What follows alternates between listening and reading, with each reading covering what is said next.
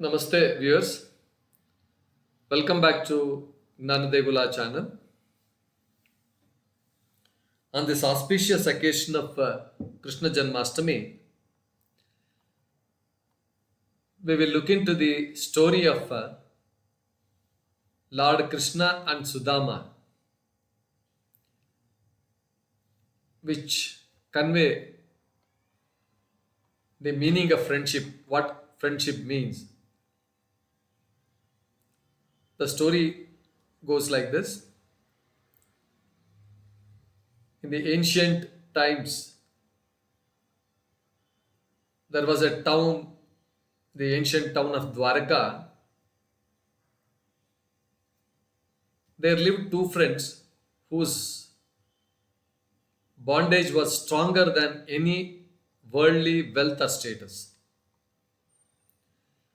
Between two friends, this one is Sudama, a humble and impoverished Brahmin, and Lord Krishna, the mighty king. They shared a childhood friendship that stood the test of the time. Sudama's life was filled with hardship.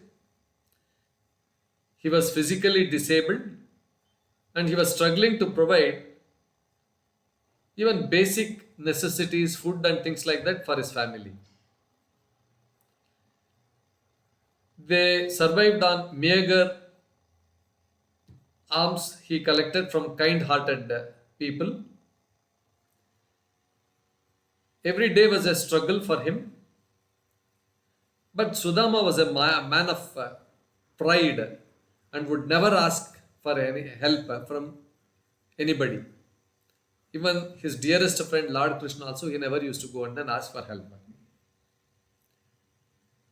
He was always talking about Sri Krishna. He was always chanting Sri Krishna, and then he was always telling his wife, I have studied with Sri Krishna. He is a great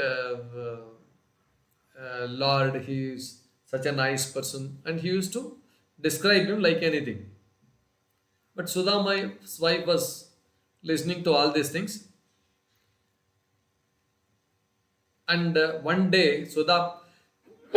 sorry, one day Sudama's wife, the condition of their family is very, very pathetic, and she could not bear this poverty. And so she requested her husband Sudama and urged him to visit Lord Krishna and seek his assistance. Sudama was initially very hesitant, as he didn't want to burden his friend, as he didn't want to show and then ask for any help. But his wife pestered him. His wife went on, urged him to go and then meet Lord Krishna. And ultimately, Sudama agreed to go and then meet his friend. And then he started his journey. It is a practice to see king, to meet any family, to meet any person with some hospitalized person. All these persons, you'll have to go with some kind of a gift, some small gift like flowers, fruits, something like that. You have to go and then give it to them. With this thing in mind, Sudama's wife, she didn't have anything. She borrowed a small bowl of pounded rice, pova we call it, from a neighbor and prepared it as a gift for Lord Krishna. She prepared some small pova, it's called as avlaki in southern language, atukulu, avlaki, pova in Hindi, and then pounded rice in English. This she made and then she gave it to Sudama to go and then give it as a gift to Lord Krishna. With very reluctantly, with heavy heart, Sudama set out on his barefoot journey to Dwarka. he left for Dwarka, and then after some time he reached. As he reached the grand palace, the palace was very grand, looking grand, and then lot of guards were there everywhere. Guards were there everywhere. It was neat, spick and span, and all those things. He approached this palace gate. Sudama's appearance was very, very uh, like he was in shabbily dressed, no clothes on his body, only loin cloth and small uh, this thing to cover his body, very shabbily dressed, torn cloths, dirty cloths. Sudama's appearance was very disheveled, and the guards at the gate, they did not allow him. They refused to let him. He said he was pleading, Krishna is my friend. I just want to meet him, and then please allow me to go and then meet my friend. But the guards, they brushed him, said, "Go away, get away from here. Why are you coming here?" You like that. They were just scolding, and then they were just not letting him enter. But Sudama was pleading. He was afraid that if he goes back without meeting him, his wife would scold him. So he said, "No, no, please leave me." And then Sudama was also very stubborn, and then he pleaded with them uh, to a very high extent. And then he told them, "At least convey that I have come here to Lord Krishna. Please go and then tell him that one of your friends Sudama is waiting outside. That you at least you don't allow me. At least go and then tell him." He just conveyed this to the guards. Guards also, one of the guards, very reluctantly. This fellow is pestering me like anything. This fellow is not allowing. He is not leaving this place at all. Okay, let us go and then tell our tell our boss, Sri Krishna, what this fellow has come, Sudama. Then they went very reluctantly. One of the guards went there, and then they told the king Krishna that some poor Brahmin, he has been pestering us to allow him to see you, sir. His name is Sudama. He is awaiting as an audience. He is there. They said. Immediately upon hearing this Lord Krishna, Sudama, the moment he heard this name Sudama, immediately left his court. He jumped barefoot, even without wearing his shoes or anything.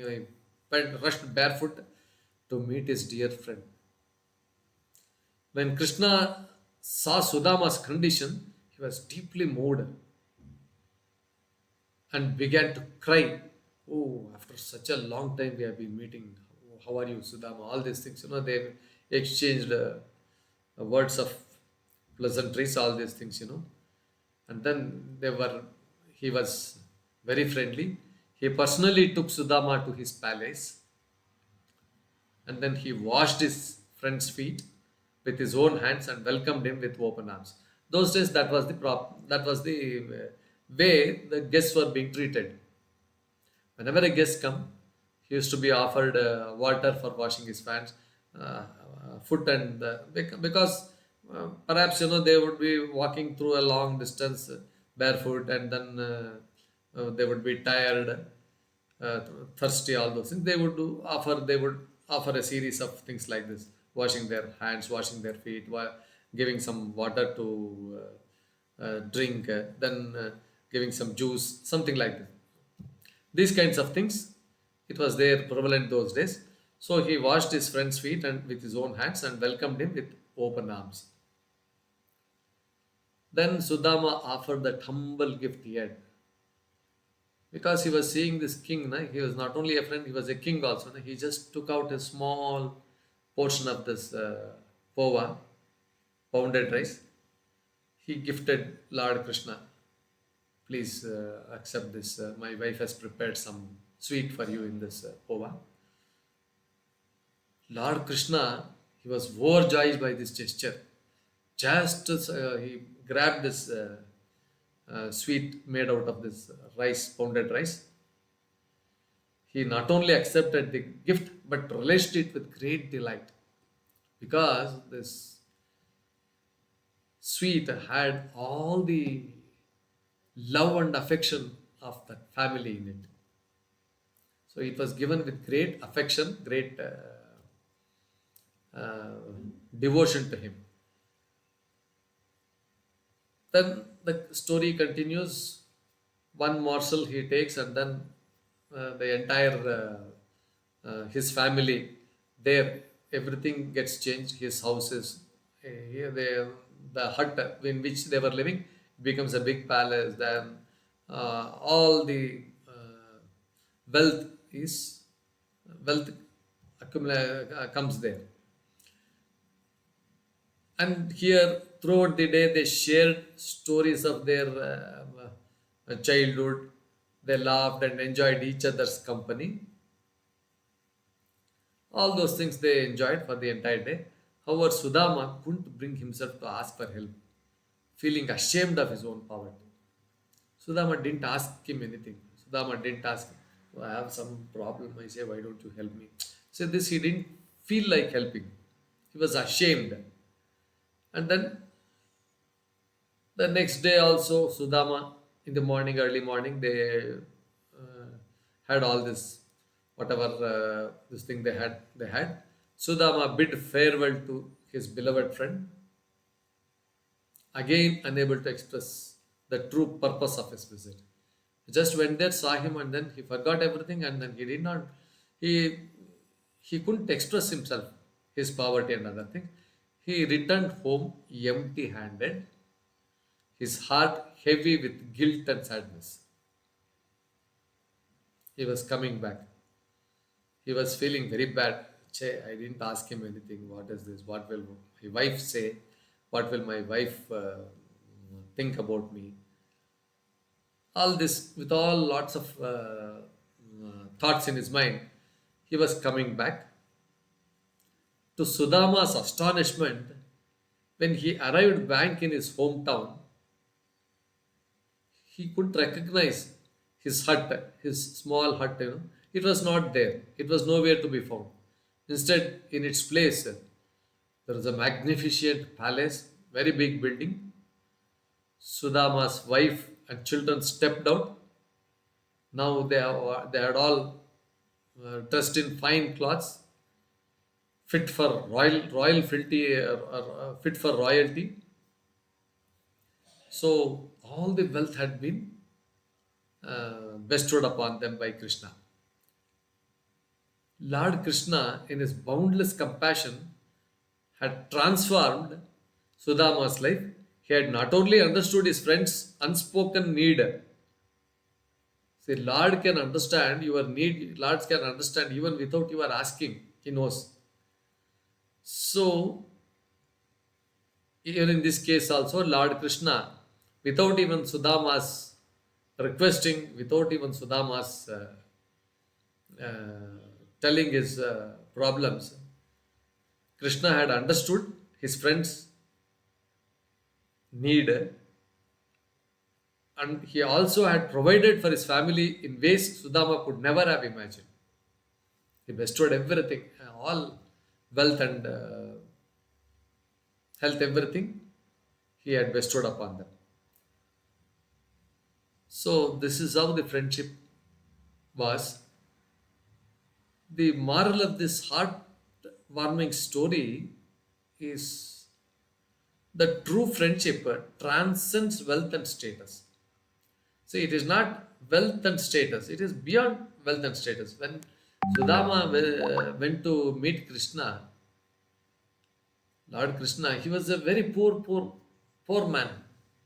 But Krishna, without any hesitation, without any thought of that he was rich and the other man is very poor.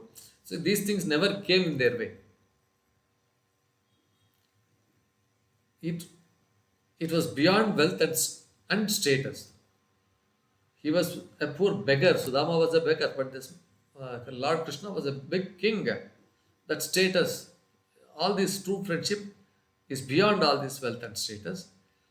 It is defined by love. This friendship is defined by love, compassion, and willingness to support one another. That is most important. Willingness to support one another during the most challenging times. Lord Krishna and Sudama's friendship is a timeless example of how a true friend can intuitively, see, not even by asking. True friendship means he must be able to understand the other man's needs. Without even his asking, we have to extend our help. That is friendship. A true friend can intuitively understand their friend's needs and take action immediately and improve the other man's situation. This is friendship. Viewers, with this small story on Lord Krishna and Sudama, which is a moral uh, for friendship, which is a moral lesson for friendship, we conclude this episode. Please like, share, and subscribe to our channel. Like this video and then share with your friends. You may please post your comments in the comment box. Thank you. Thank you for valuable time.